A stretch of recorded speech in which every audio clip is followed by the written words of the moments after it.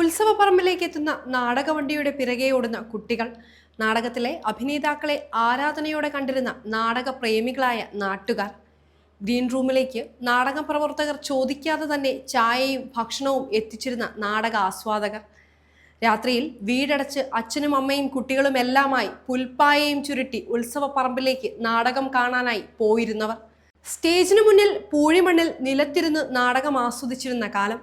ഇത് നാട്ടിൻപുറത്തെ കാഴ്ചകളാണെങ്കിലും ഓർമ്മകളിൽ സന്തോഷം നിറയ്ക്കുന്ന ഒരു നാടകകാലം മലയാളികൾക്കുണ്ടായിരുന്നു.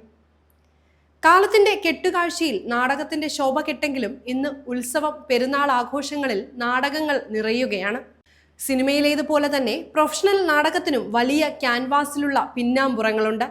ദിവസങ്ങൾ നീളുന്ന പരിശീലനം, സംഗീത സംവിധാനം, രംഗപട ചിത്രീകരണം, വെളിച്ചത്തിന്റെയും ശബ്ദത്തിന്റെയും വിന്യാസങ്ങൾ, അങ്ങനെ നീളുന്നതാണ് പിന്നാമ്പുറ കാഴ്ചകൾ. നാടക സമിതിയുടെ ആലോചനയിൽ നിന്നാണ് പുതിയൊരു നാടകം പിറവിയെടുക്കുന്നത്. പുതിയൊരു നാടകം വേണമെന്ന ആശയം ഉടലെടുത്താൽ നാടക സമിതിക്കാര് നാടക രചയിതാക്കളെ സമീപിക്കും. ജനങ്ങളുടെ മനസ്സിൽ ആഴത്തിലിറങ്ങുന്ന കഥകൾ ചർച്ച ചെയ്യും.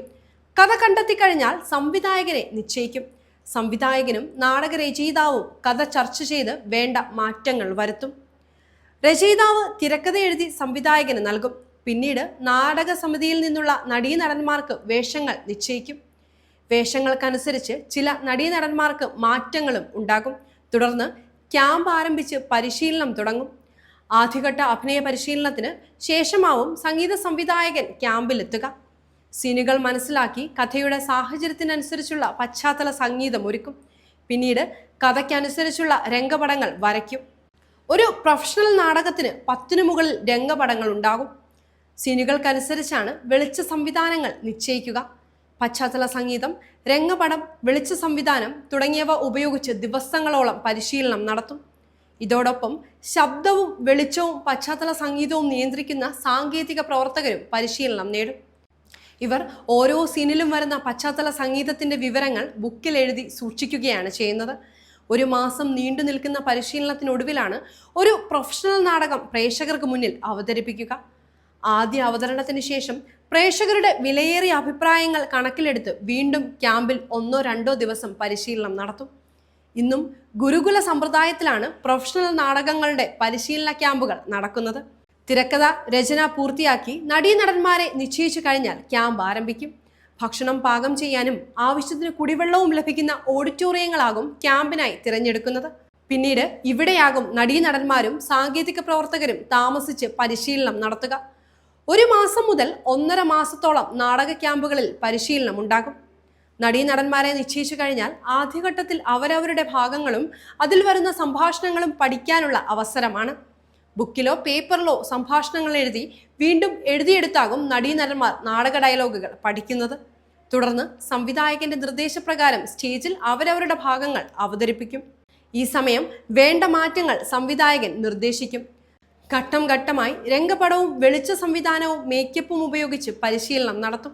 ഒരു പ്രൊഫഷണൽ നാടകം പ്രേക്ഷകർക്ക് മുന്നിൽ എത്തുന്നത് വരെയുള്ള കാര്യങ്ങൾക്ക് 20 മുതൽ 22 ലക്ഷം രൂപ വരെയാണ് ചെലവുണ്ടാകുക. നാടക നടനും അവാർഡ് ജേതാവുമായ പ്രദീപ് മാളവികയാണ് ഇക്കാര്യം വെളിപ്പെടുത്തിയിട്ടുള്ളത്. ഇത്രയും തുക മുടക്കി നാടകം അവതരിപ്പിക്കുമ്പോൾ വേദികൾ ലഭിക്കുക എന്നതാണ് പ്രധാനം. അതിന് നല്ല കഥയും സംവിധായകനും നടീനടന്മാരും വേണമെന്നും അദ്ദേഹം പറയുന്നു. മലയാള നാടകവേദിക്ക് വേണ്ടി ജീവിതം ഒഴിഞ്ഞുവെച്ച പ്രതിഭകൾ നിരവധിയാണ്. മനുഷ്യ ജീവിതത്തെ അതിൻ്റെ എല്ലാ സങ്കീർണതകളോടും കൂടി നാടകവേദിയിൽ അവതരിപ്പിച്ചവരാണ് അവർ ഓരോരുത്തരും. അടുക്കളയിൽ നിന്ന് അരങ്ങത്തേക്ക് നമ്മളൊന്ന്, നിങ്ങളെന്നെ കമ്മ്യൂണിസ്റ്റാക്കി, അശ്വമേധം, സർവേക്കല്ല്, തുലാഭാരം, വിശറിക്ക് കാറ്റുവേണ്ട, മുടിയനായ പുത്രൻ, ഇതും ഭൂമിയാണ്, ക്രോസ് ബെൽറ്റ് തുടങ്ങി നിരവധി നാടകങ്ങൾ കേരളീയ സമൂഹത്തെ മാറ്റിമറിച്ചു.